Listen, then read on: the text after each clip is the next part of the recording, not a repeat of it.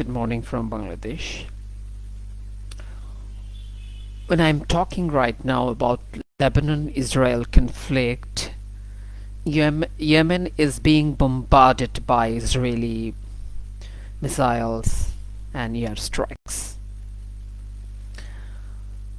So, as I have planned to talk about Lebanon-Israel conflict, now I need to start to talk about Israel-Yemen conflict. What's wrong with this?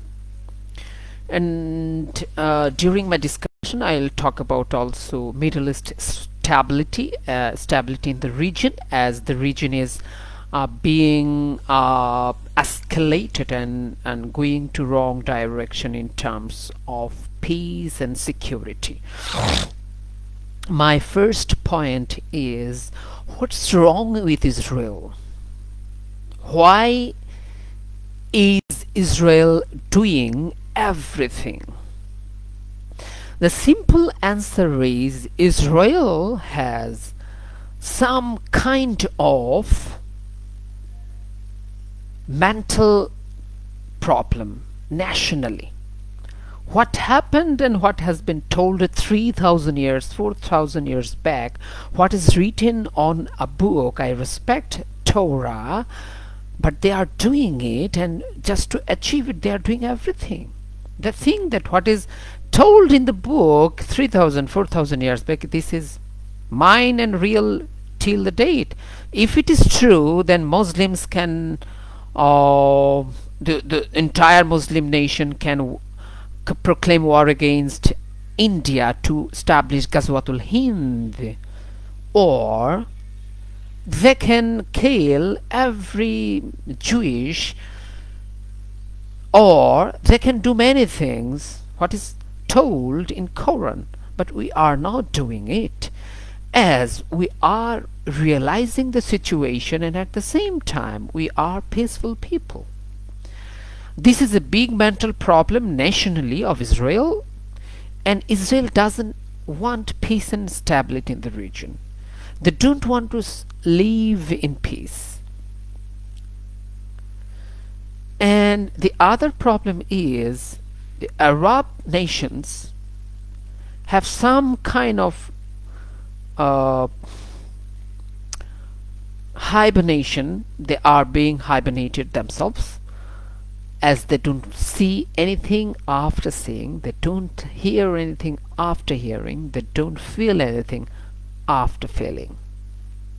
So the power of not being heard, not being felt, not being seen is a strength of Israel, as the Arab nations are giving them that sense.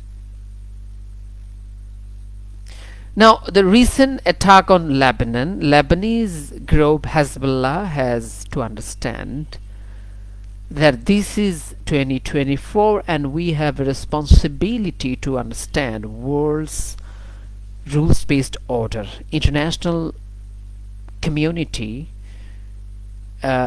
should be respected by Hezbollah. So Hezbollah has political ambition. This is not bad. But Hezbollah should be contacted by international communities, and also Hezbollah should contact with international communities to understand the expectations of people and international community around the globe. So what Hezbollah's mistake is, they are not trying to understand international rules-based order. They are not committed to democratic change. The problem with international community is they are not intending to stop communication with Hezbollah and to take them, to bring them to the discussion table and to reach an understanding where they can be a part, a stakeholder of the solution. The national government of Lebanon is also weak.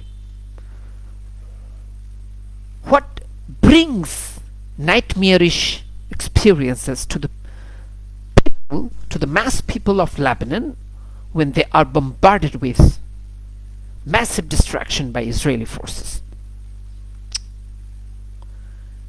And the another problem of Hezbollah is they have failed even to protect their own leader. Mr. Hassan Nasrallah has been killed by Israel in a very, very, what I say, effective way. It's negative word, but it's a success of Israel. This is, I must say,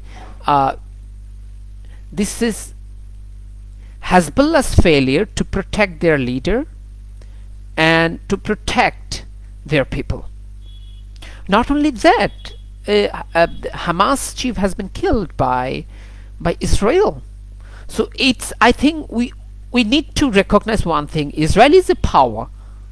As Israel has power, that's why in last 2 months they have killed Iranian President Hassan Rouhani. They have killed Hamas chief Ismail Hania in Iranian soil. They have killed Hassan Nasrallah in his own soil. Why don't we recognize and acknowledge that Israel is a power? This is our time to go in discussion with Israel. Israel also has to come forward to have a solution, because a war is not a solution. A war is a war, and that brings destruction to our people and resources. We can use our resources for another purposes, and Israel can do it. I hope Israel will understand it, and at the same time Israel's Muslim neighbors has a responsibility to understand what can they do more to bring prosperity, peace and understanding, dialogue and discussion and solution in the region for extended stability. Now, Israel's attack on Yemen. My primary purpose is to discuss about Lebanon-Israel issues, but as Israel started attacking Yemen, I think both Houthis of Yemen and Israel, they need to understand each other more, because extending war zones is not a good idea, and at the same time Houthis should understand, if they want peace and development in their region, they need to stop a violation of international rules-based order. In this regard, the international community and Arab nations especially has responsibility to come forward to have initiatives, proper initiatives to bring all the parties, aggrieved parties, to the table, where we see new actions by Saudi Arabia, as Saudi Arabia is the leader of one of the most powerful leader in the Arab nations. I think Saudi should come forward and to see a sustainable solution to Israel-Palestine problem, Israel-Lebanon problem, and Israel-Yemen problem. That's the message.